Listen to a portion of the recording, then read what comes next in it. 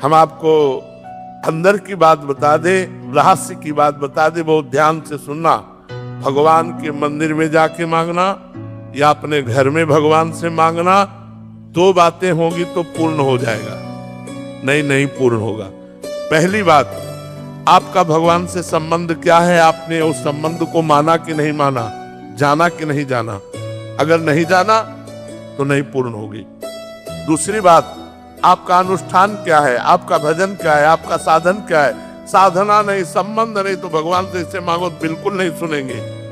भाव युक्त पुकार ही भगवान सुनते हैं। भाव बिन सुनी पुकारे मैं कभी सुनता नहीं। भाव पूरित टेर ही करती मुझे लाचार है। भाव का भूखा हूं मैं और भाव ही एक सार है। अगर भाव नहीं है, हे भगवान हमारा काम कर दो, तुम्हारे नौकर है भगवान, तुम्हारे कर्जदार है भगवान, तुमने जो कर्म किया उसको भोग।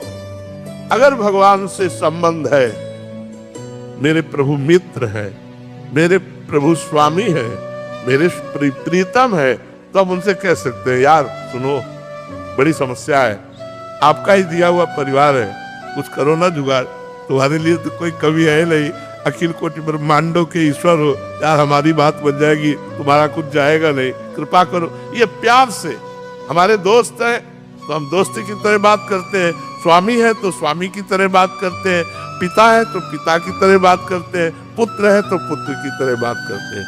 अब आप पूछ रहे हो 1 लाख का हार का और जेब में नहीं है 25 पैसे, तो धक्का मार के ही भगा देगा।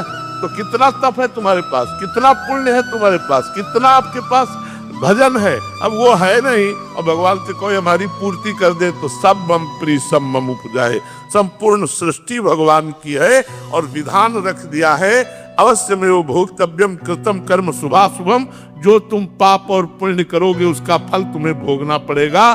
दुख या सुख तुम्हारे कर्म के अनुसार तुमको प्राप्त होगा। कर्म प्रधान विश्व रचि राखा और जो जस करे तास फल चाखा।